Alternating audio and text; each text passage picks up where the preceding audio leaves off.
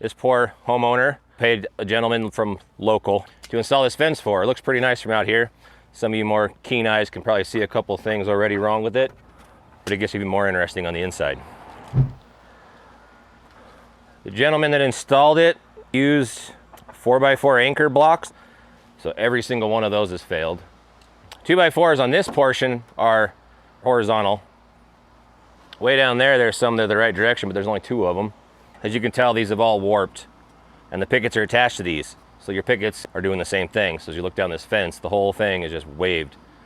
Put your 2x4s in this orientation, they've got a lot more structural integrity, as Dan likes to use.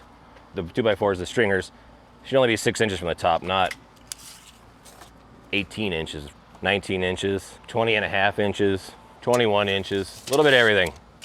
This gate has 0 reinforcement. It's a box with pickets attached. There's no compression brace, there's no tension brace. This little hole here should be over top of this latch piece to help reinforce it, so you don't just have these 2 bolts and that's it. That's a lot of leverage on this outside of this latch. Stick it through there and that'll help reinforce that. Instead of setting a new post for the latch post, they attached it to the neighbor's fence, which is very rarely a good idea because this fence comes out before this fence. They no longer have a latch post. They did use coated screws, but they're not stainless, as you can kind of see here. Granted, this is only 5 years later. You do have that black streaking because they didn't use stainless screws. Yeah, homeowner has tried over, she said, over the last few years, trying to do her own little repairs and make this thing last.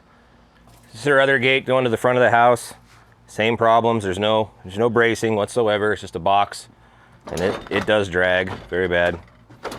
These 2x4s are in the correct orientation, but there's only 2 of them, not 3. Yeah, 10.5 feet. We stay under 8 foot. We use 8-foot stringers. I was measuring them earlier. We had anywhere from 7.5, 7, 10.5.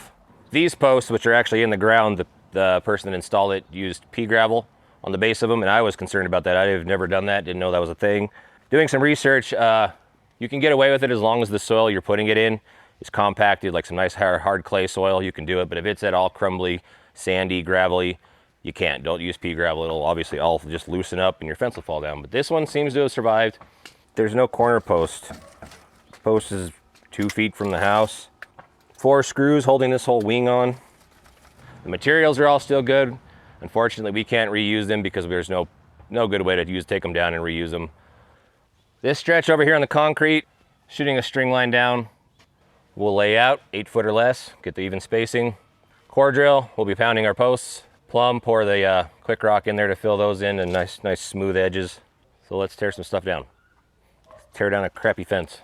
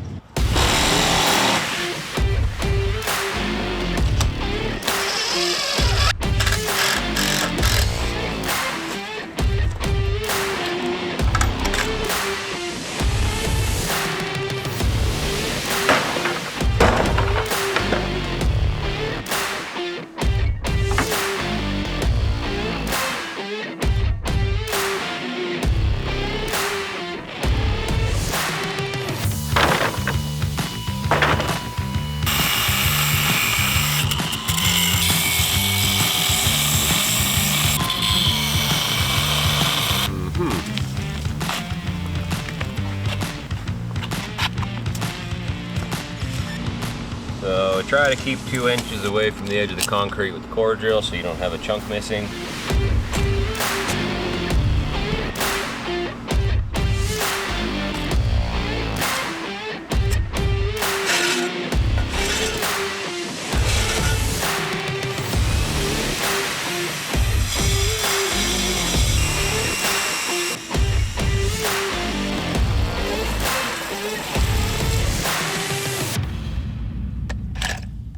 All right, well, it's the next day.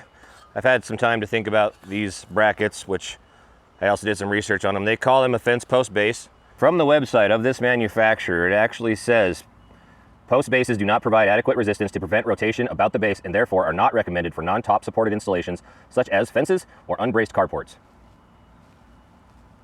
They sell them as a fence post brace, but you're not supposed to use them as for fences apparently. Like I say, if anybody has an experience with them and they've had good luck, feel free to share. Maybe there's some applications where they will work. So this is the corner. There was a gate here. There was going to be another gate here. There was a wing here. There was a 4x4 about this tall and then a 2x4 attached to it. That 4x4 didn't even go in the ground. It just sat there. There's actually a sprinkler line in here. We did find the footer for the garage also.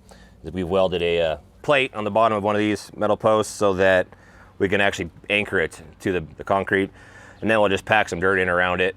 It'll be more than enough to hold this small section. We did find a sprinkler line. It was somewhere in here, and due to this concrete block that was in here, I really didn't know if it continued or if it curved back in.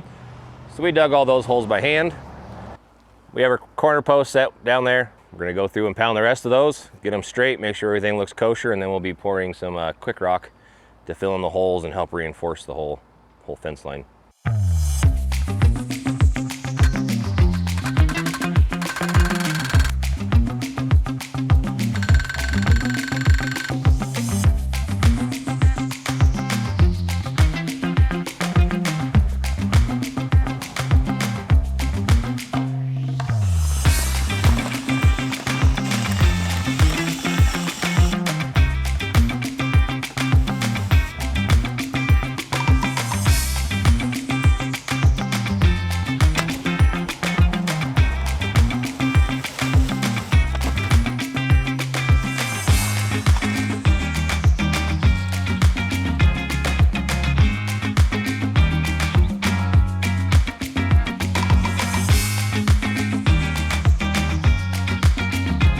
One of the struggles on this for a latch post that I'm not a huge fan of, but it's kind of the only good way of doing it, is I'm going to core drilling between these two pieces of concrete.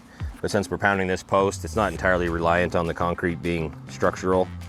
But if I was to move it over into the solid chunk of concrete, this gate would get significantly smaller or just completely offset of the existing sidewalk.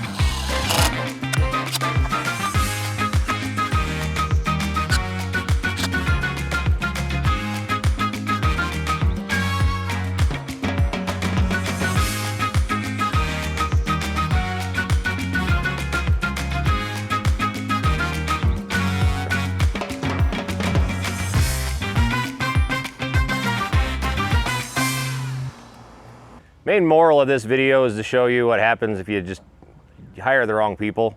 Do your research so you know what a fence should be built like, or any other project you might be wanting to hire your local handyman for. Once we get this all finished up, we're gonna attach some pictures so you can get some before and afters. Problem with this fence was the person that built it before just didn't try.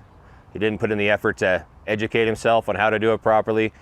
So just kind of, if you're gonna hire your local handyman, if you can get some references, that'd be great.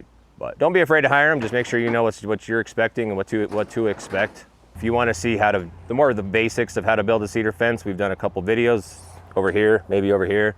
If there's anything else you want to check out, we've got videos on just about every fence we build. So just surf through the old channel and you'll learn a lot. You have a good dang day.